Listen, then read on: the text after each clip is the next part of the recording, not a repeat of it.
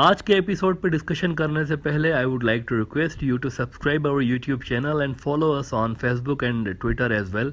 इसके अलावा अगर आप हमें सपोर्ट करना चाहते हैं तो that you can do through a Patreon also. Facebook, Twitter और पेट्रियन के जो लिंक्स हैं वो इस वीडियो की डिस्क्रिप्शन में आपको मिल जाएंगी। इसके अलावा इस चैनल के अबाउट सेक्शन में भी आपको इन तीनों वेबसाइट्स की लिंक्स मिल जाएंगी। US house speaker Nancy Pelosi साहिबा की ताइवान विजिट के बाद से लेकर जो वॉर गेम्स चाइना ने शुरू कर रखी हैं ताइवान के चारों तरफ, वो अभी तक जारी हैं। 1996 के बाद से लेके पहली बार ऐसा हुआ है कि चीन ने इन ड्रिल्स में ताइवान के ऊपर से अपने बैलिस्टिक मिसाइल्स फायर किए हैं, और वो भी 11 मिसाइल, 11 एक के बाद एक। राइटर्स ने इस पे खबर लगाई थी कुछ रोज पहले कि furious China fires missiles near Taiwan in drills after Pelosi visit. चीन ने अपने सबसे खतरनाक मिसाइलों में से कुछ मिसाइल फायर किए थे। मिसाल के तौर पर ये जो ड्रिल्स की वीडियोस सामने आई थी, मैंने देखी हुई ये वीडियोस, काफ़ी इंप्रेसिव किस्म की वो कर रहे हैं। बिल्कुल ऐसा लग रहा है कि रियल में वॉर चल रही है। इन वीडियोस में चीन के Dong Feng 15 missiles, Dong Feng 16 और डोंग फेंग 17 जो हैं ये नज़र आ रहे हैं, चाइना को फायर करते हुए देखा जाता है। इन 3 मिसाइलों को ख़ास तौर पर आखिरी बार 1996 में 1996 में इस तरह हुआ था कि चीनी मिसाइल्स ताइवान के ऊपर से उड़ते हुए गए थे। अब इस अनप्रेसिडेंटेड किस्म की एस्केलेशन के बाद, यानी देखें रिसेंट हिस्ट्री में 25-26 साल के बाद पहली बार हो रहा है ना ये अनप्रेसिडेंटेड, इसलिए मैं इसको कह रहा हूँ।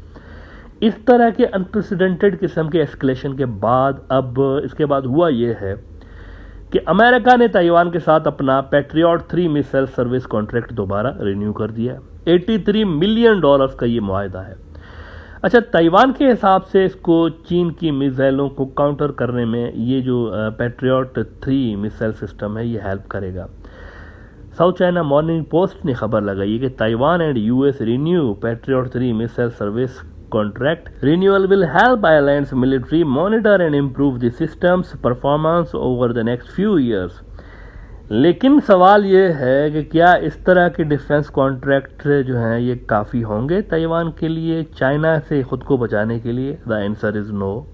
कैटेगोरिकली मैं आपको बता रहा हूँ, द आंसर इज़ नो। ये फजूल किस्म की हरकत है, पैसों का ज़िया है, वेस्टेज है पैसों की जो कि ताइवान की रिजीम कर रही है, इसका कोई असर नहीं पड़ेगा। अच्छा, ये सिर्फ मैं नहीं कह रहा हूँ, मैं आपको चाइना के डिफेंस एक्सपर्ट्स की ही कुछ यहाँ पर रिपोर्ट्स दिखाना चाहूँगा। साउथ चाइना मॉर्निंग पोस्ट को ही कोट कर देता हूँ। वो कह रहे हैं कि इस Taiwan's $95 million missile deal value for money, और वो कह रहे हैं कि मैनलैंड एनालिस्ट से the Patriot missile system is expensive to maintain and will not offer protection against attacks. महंगा है, पैसे भर रहे हैं, लेकिन प्रोटेक्शन कोई नहीं है इनके अंदर। तो ये महंगा मिसाइल डिफेंस सिस्टम भी असल में किसी काम का नहीं है। तो फिर आखिर ताइवान को बचाने का रास्ता है क्या? कोई ना कोई तो रास्ता होगा ना। देखें, दुनिया में कोई भी ऐसा प्रॉब्लम नहीं है जिसका ऊपर वाले ने सोल्यूशन ना बनाया हो। ये एक वेल एस्टेब्लिश्ड फैक्ट है। हर जगह हर मसले का सोल्यूशन ज़रूर होता है। हम इंसान जो है ना सिर्फ उस सोल्यूशन को ढूंढने में गलतियाँ कर रहे होते हैं, लेकिन सोल्यूशन होता ज़रूर है। हर प्रॉब्लम का सोल्यूशन होता है। ताइवान को बचाने का भी एक सोल्यूशन है, और वो सोल्यूशन है बाबा, वॉशिंगटन वाले बाबा। ये मंत्र मेरा हमेशा याद रखें। जब ये बिल्कुल डाउन हो जाएंगे और चाइना इनसे वाकई में आगे निकल जाएगा और वो बहुत बड़ा गैप क्रिएट हो जाएगा ना, तब मैं इस मंत्र को छोड़ूंगा। लेकिन अभी तक अगर देखें ना, ग्राउंड रियलिटीज ये हैं कि they are declining super power but they are the super power. ये हकीकत है। इनके अंदर कैपेबिलिटीज हैं अमेरिकन के अंदर कि ये ताइवान को बचा सकते हैं। अगर वो ये सोच के इस लड़ाई में कूदें कि ये ताइवान नहीं है, ये हमारा अपना इलाका है, जैसे कि वाशिंगटन डीसी है या न्यूयॉर्क है, ये इस तरह का हमारा इलाका है और चीन इस पर हमला कर रहा है तो इसको हम बचाएंगे। अगर ये इस माइंडसेट के साथ और इस सोच के साथ इतना सीरियस हो कि अगर वो अपनी पूरी ताकत के साथ अपनी एयरफोर्स, अपनी जो नेवी है, इनको आगे लाते ना, तो शायद चीन को वो कुछ अर्सा रोक सकें, शायद बचा पाएँ, ताइवान को बचा सकते हैं। लेकिन उम्मीद कम है कि वो खुद सामने आएंगे दो बदो लड़ाई करने के लिए चीन के खिलाफ। Even if we do not consider the nuclear weapon factor, उसको छोड़ दें। अगर आप फॉर एग्जांपल अगर हम ये कहें कि यार दोनों जो है ना न्यूक्लियर पावर नहीं करेंगे यूज, कन्वेंशनल वॉरफेयर अगर ऐसा ही लड़ते ना, उसमें भी उम्मीद कम है कि अमेरिकन जो हैं वो ताइवान को बचाने के लिए आएंगे। इसकी वजह यह है, बहुत बड़ी वजह है, कि ऐसा करने से वो ताइवान को तो बचा लेंगे, लेकिन US will lose its entire global fleet of tactical aviation. ये मैं बड़ी गहरी बात कर रहा हूँ। अच्छा, आप में से कुछ जो व्यूअर्स हैं हो सकता है कि उनको ये टर्म समझ में ना आई हो कि what is US global fleet of tactical aviation. तो मैं ज़रा आसान भाषा में इसका विश्लेषण करता हूँ, इसको समझाता हूँ आसान भाषा में, जितना आसान समझा सकता हूँ। भाई बात यह है कि ताइवान को बचाने की कॉस्ट क्या है, कॉस्ट क्या पे कर सकता है अमेरिका, ये बात है सारी की सारी। अमेरिका अपने 1000 से ज़्यादा फाइटर जेट्स लूज़ कर सकता है। इसके अलावा वो कम से कम अपने 2 एयरक्राफ्ट कैरियर्स भी लूज़ कर सकते हैं और कई दर्जन वॉरशिप्स भी अमेरिकन लूज़ सकते हैं। इसके अलावा हज़ारों फौजी तो अलग से दपड़दूस कराएंगे, वो तो ह्यूमन जो कॉस्ट है वो तो छोड़ दें। ये तो मैंने आपको वो बताया जो कि बहुत बड़ी कॉस्ट है। 1000 से ज़्यादा फाइटर जेट्स उनके जा सकते हैं, 2 एयरक्राफ्ट कैरियर्स उनके ख़त्म हो सकते हैं, उनके जो कई दर्जन वॉरशिप्स हैं, वो जो उनकी जो बहरी जहाज़ जो लड़ते रहते हैं, वॉरशिप्स जो समुंदर में उनके बहरी जहाज़ लड़ने वाले, वो कई दर्जन दपड़दूस हो सकते हैं। इतनी बड़ी ये कॉस्ट है और ये वर्ल्ड वार 2 के बाद अमेरिका का सबसे बड़ा नुकसान होगा अगर ये आते हैं ताइवान पे। इस मार्के के बाद, ताइवान वाले मार्के पे अगर वो लड़ते हैं दूबदू इनके साथ, चाइनीज़ के साथ, तो इनका ग्लोबल इन्फ्लुएंस ख़त्म हो जाएगा इसके बाद। और यही इस चीज़ का मतलब है जो कि मैंने कहा कि America will lose global fleet of tactical aviation. वो ख़त्म हो जाएगी, उनकी जो ग्लोबल डोमिनेंस है ना समुंदरों के ऊपर, वो ख़त्म हो जाएगी। अब देखें, ये मैं कोई हवा में बात नहीं कर रहा, मेरी हमेशा से ही कोशिश रही है कि मैं रेफरेंस जो है वो ज़रूर आपके साथ शेयर करूं और क्रेडिबल रेफरेंसेस शेयर करूं। ये मैं हवा में कोई बात नहीं कर रहा कि 1000 इनके जो जहाज़ हैं फाइटर जेट्स वो तबाह होंगे और ये सारा एयरक्राफ्ट कैरियर, तो ये हवा में नहीं कर रहा हूँ। अमेरिका के सबसे बड़े थिंक टैंक्स में से एक है centre for strategic and international studies, या इसको CSIS भी कहते हैं। बड़े इसके अंदर ज़बरदस्त किस्म के लोग हैं, इनकी जो रिपोर्ट्स हैं वो मैं पढ़ता रहता हूँ, बड़े ज़बरदस्त किस्म के लोग इनके अंदर बैठे हुए हैं। इन्होंने खुद बड़ा डिटेल में इसकी स्टडी की हुई है कि ताइवान पे अगर जंग होती है तो क्या होगा। नाउ आई नो कि अमेरिकी माहिरीन की अपनी स्टडी पढ़ के भी हिंदुत्व के भक्त तो यही कहेंगे कि बाबा जी कह दें ये झूठ है, आप कह दें कि आप सिर्फ एक मंत्र पढ़ के चाइना को फूंक मारेंगे और चाइना भस्म कर देगा, आप इतनी क्षमता रखते हैं, कह दें। लेकिन नहीं मित्रों, सच्चाई देखें बड़ी कड़वी है, बड़ी कड़वी होती है सच्चाई हमेशा।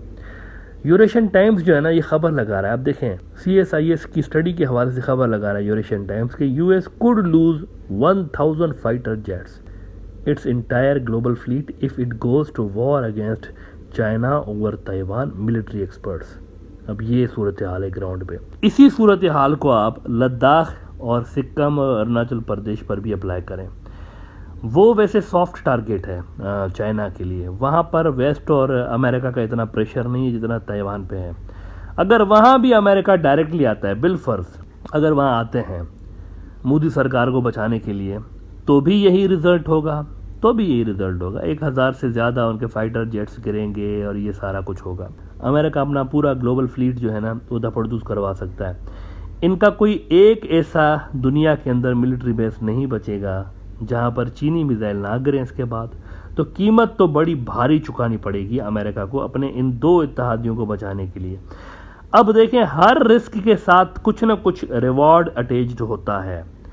मुझे ये बता दें कि ये सब करने के बावजूद अगर अमेरिकन से इतनी मार खाते हैं, यानी आप देखेंगे अपनी पूरी की पूरी ग्लोबल फ्लीट अगर वो ताइवान और इंडिया के लिए तबाह करा दें, तो इनको उसके बावजूद मिलेगा क्या? आखिर में क्या मिलेगा इनको अमेरिका को? ये सब कुछ करने के बाद उनको हासिल क्या होगा? क्या इंडिया और ताइवान के पास कोई ऐसी चीज़ है रिवार्ड के तौर पर ऑफर करने के लिए जिस वजह से अमेरिका खुद को इतना ज़्यादा डैमेज कराए इस तरह से और अपनी ग्लोबल डोमिनेंस जो है अपना पूरा का पूरा ग्लोबल फ्लीट ही डिस्ट्रॉय करवा दे?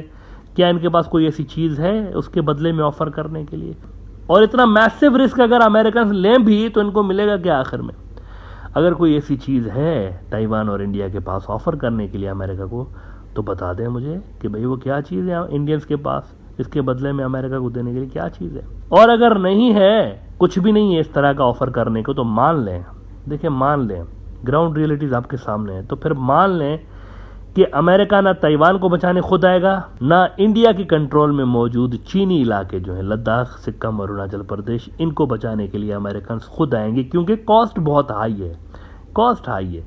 मोदी साहब की सरकार बचाने के लिए या फिर इंडिया की ज़मीन बचाने के लिए वो अपने बंदे मरवाएं, अपने जहाज़ गिरवाएं, अपने एयरक्राफ्ट कैरियर्स गिरवाएं। कोई बेवकूफ़ी इस किस्म की बात पे यकीन कर सकता है कि अमेरिकन ऐसा करेंगे। हैविंग सेड दैट, ताइवान के पीछे अनऑफिशियली वेस्ट खड़ा है पूरा, अमेरिका के इत्तेहादी, और अमेरिकन खड़े हैं। तो वहाँ पर आपको डिप्लोमेटिक और दीगर किस्म के प्रेशर बहुत ज़्यादा नज़र आते हैं, लेकिन यहाँ पे कोई नहीं खड़ा, लद्दाख में कोई नहीं खड़ा। चाइनीज 1000 स्क्वायर किलोमीटर अंदर आके ले गए इंडिया से, किसी ने चूं भी नहीं की, किसी ने कुछ भी नहीं कहा, चाइनीज को कंडेम भी नहीं किया, कुछ भी नहीं हुआ। तो यहाँ पे कुछ भी नहीं होने वाला, इंडिया को खुद ही अपनी ये जंग लड़नी पड़ेगी। अगर वो बचा सकते हैं अपने इलाके तो बचा लें, वरना बाहर से कोई नहीं आएगा इनकी मदद करने के लिए।